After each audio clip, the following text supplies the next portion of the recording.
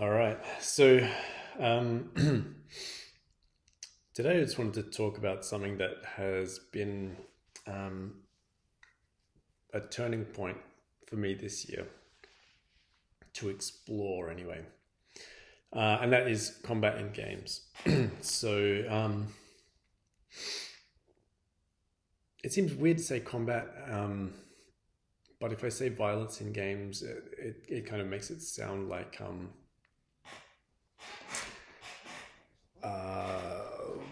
going to talk about censorship or something, which which I'm not.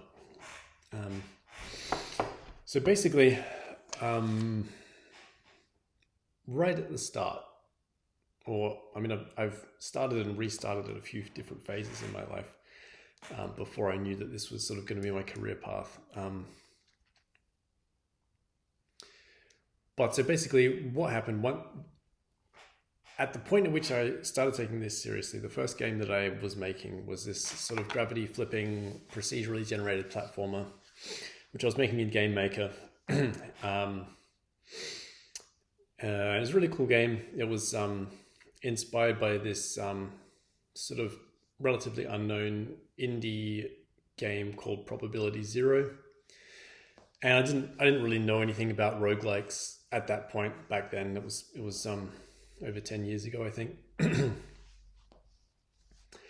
And this game was like a procedurally generated, roguelike platformer, basically like a unlockable skill tree. So you had to like play it, and actually a lot of people know Downwell, and I'm not sure if Downwell was inspired by Probability Zero, but they're very similar concepts. Um, so if you know Downwell, it's not the same, but it's similar structure. So the gist is that you keep going down and down, and every so often there's just like this strip of light. So and once you pass through the light, it asks you what upgrades you want to unlock on this like skill tree. So the gist is that when you first start playing the game, you don't know what's going to be most useful to you and maybe what suits your play style and whatever. So you have to sort of, keep dying and starting over from scratch and figuring out the best way to sort of navigate that skill tree and unlock stuff that's useful to you. So that's what my game was, except I was like, well, I'm going to go up instead of down. And then the what Probability Zero was not about was the gravity flipping thing. So not sure why that's a gravity flipping is a thing that's always kind of fascinated me, but I know that for that one, the inspiration came from the game Ibn Ob, which I've never played, but I saw videos of it back in the day. And the funny thing is, once I finally got around to buying it years later, it's one of those co-op games that you can only play co-op and online. So, and no one plays it anymore. So there's no one to play online with. So I still have never played that game.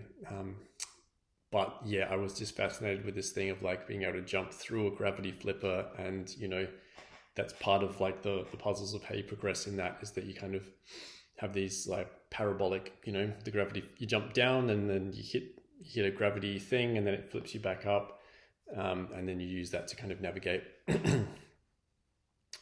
So that's what my game was. I'm referring to it in the abstract because I don't have a name for it, and the working title for it was truly terrible. And I'm never going to say it out loud. But mine worked in four directions. So you could actually flip the gravity up and down, which was the main thing that you're doing, as well as like, it was a really interesting thing to try and control, because you're controlling the movement of the character with the right hand, which is normal platformer controls. So you're running left and right and jumping. Or sometimes you're running up and down. But then with your left hand, you're using WASD to flip the direction of gravity, which you're actually doing quite a lot, every few seconds, basically. So it was a real, like rubbing your stomach and patting your head kind of thing to get your head around just the basic controls. But it also had combat in it. And so that was sort of before I had formulated a position on it. But anyway, it was a great little game. I ended up, that was in Game Maker. I ended up remaking it in Unity eventually. But at both phases, in the Game Maker phase and in the Unity phase, I didn't know physics well enough, and I didn't know the procedural generation stuff well enough. So I've never done anything with it. But it's one of those games. It's it's nowhere near as ambitious. But I mean, if you look at Probability Zero, it's a very, very basic kind of game in terms of the polish that it has. And so I can't see it as a game that I would ever bother finishing, unless I handed it over to someone else who wanted to do a lo-fi kind of thing of it. But so once I had gotten through that, and that was before my PhD, but probably pretty close to it. But my PhD was the point at which I started doing games full time, basically. And so that was Palace of Vines, which I've also never finished for heartbreaking and complicated reasons. So that was a purely music-based game. It's an amazing game. I hope I do get to finish it one day.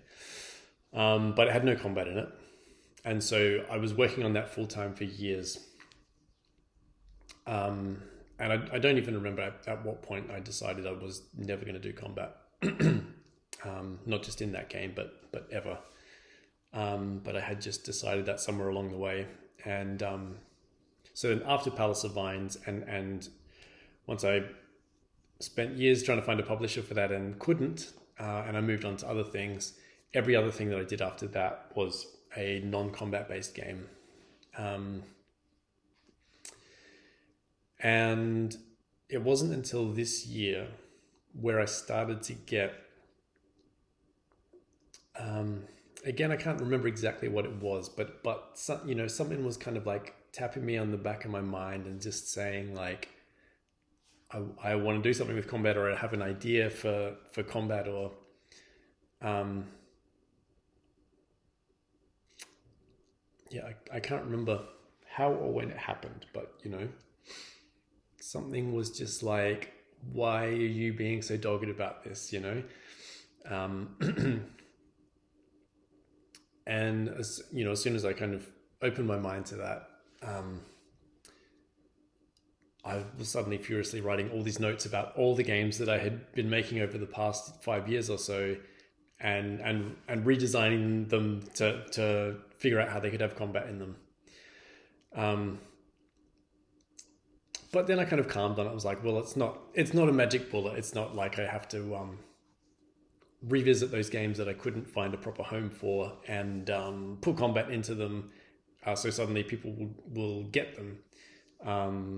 But there's absolutely no question in the history of games, in the whole history of video games, that combat can go a long way to making games more approachable. I mean, if a game is a bad game, and it doesn't have combat, then putting combat into it doesn't fix it. But the way that I like to think of it is the real life analog of like, if you were just out there, walking through the forest, and someone gave you a riddle to get across the bridge, and it was a really hard puzzle, then you might try it for a while and give up. And a much smaller percentage of people who are confronted with that will be determined and say, no, I'm gonna figure this out. I'm gonna do it no matter what. Whereas if in the middle of the forest someone suddenly jumps out and attacks you, you're gonna jump into some kind of action no matter what. No matter who you are, you're either gonna run away, or you're gonna fight, or anything in between those two things. You're not just gonna stand there and not know what to do, or and that I think is the primary sort of difference in motivations between combat and puzzles. That even though obviously there's not the same real life things at stake in virtual combat, there's still a lot of the same stuff, and that's still why, for example, roguelikes and Souls-likes can be so difficult is because, in a way you can like focus that rage. You can go that thing killed me, and I'm gonna get my revenge no matter what, or I'm gonna, I'm competing against that thing, and that thing's not gonna beat me. It's not gonna stop me from being on this adventure that I'm on, or taking this journey, or whatever. So it's a can focus that like kind of fiery element. Whereas puzzles, as I said, it's a much smaller percentage of people will really get fired up about like their determination to finish a puzzle, or get through a difficult puzzle. Often the motivation is happening on a different level. So yeah, that's an interesting thing. So that's something that I can now begin to navigate in a more interesting way, especially having pretty close to 10 years of experience now in designing lots of different types of games and lots of different genres, but all without combat, which is a pretty rare kind of experience, because I'm definitely not just talking about pure puzzle games, even though I have done a few of those, like Afterlight Fades being a pure Sokoban. Everything else that I've done has been blends of genres and different things happening. Sometimes mini games within larger games and all that kind of thing. And so for designers who choose not to do combat, it's easy to make that decision if you're going completely the polar opposite and saying, well, I'm doing pure puzzle games and that's why I don't need combat. Or a pure puzzle game is a better thing. I think it's easy to kind of like have that moral position, like the comparison I was thinking of is like a vegetarian or a vegan who feels morally superior, which of course not all do, but some, some you just get that real judgment kind of vibe. And I think there's definitely a lot of that can happen with some developers in the puzzle communities, where there's this like moral superiority of like, well, my games don't have violence because because they don't need them, because I'm doing something on a higher level. And I think I fell into that trap as a designer of like of maybe it was a bit of unexamined, like moral superiority of like I'm past, and then maybe on some level I recognized I don't even know why I came back to combat, but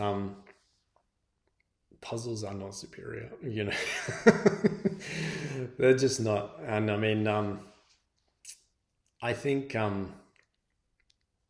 combat of course can be dumb as hell, right? And it can be done in a lowbrow, I don't know, can I name any names? I mean, Duke Nukem is the classic one that comes to mind. I don't know if people still know Duke Nukem even, but classic lowbrow stuff. But and I mean, there's a million examples that it's really not even worth calling out examples of lowbrow violence in games, because there's so much. But even that said, tonally, it might be like something that's tonally lowbrow or dumb as hell, but that still has tactically interesting stuff. I mean, that's the weird thing about game design, is it's not like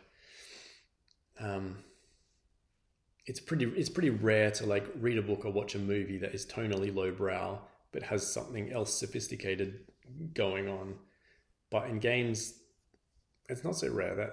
That kind of happens a lot, actually, where some level of something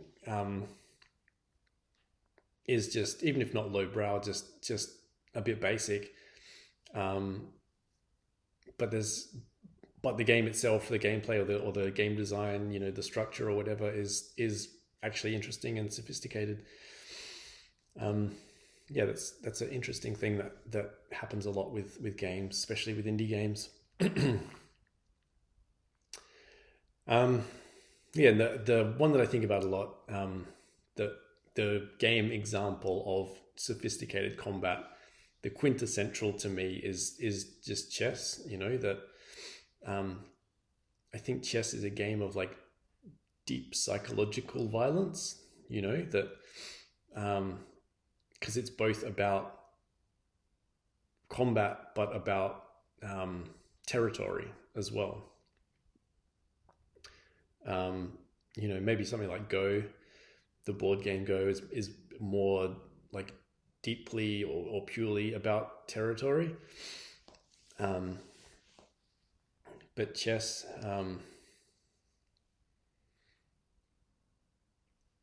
yeah, I don't know. There's just, to me, there's always just been something really dark about it. Um, like, like that you can't play it without having like a killer instinct, like that you want to dominate uh, your. It's almost like a mythical internal uh, territory of your opponent. Like you want to get inside their mythical internal kingdom and dominate it. I mean, I hate chess, kind of for that reason, because it's just so like psychologically devastating, and I just feel like, I don't know. I feel like I don't want to do that. I don't want to engage with another person on that like level.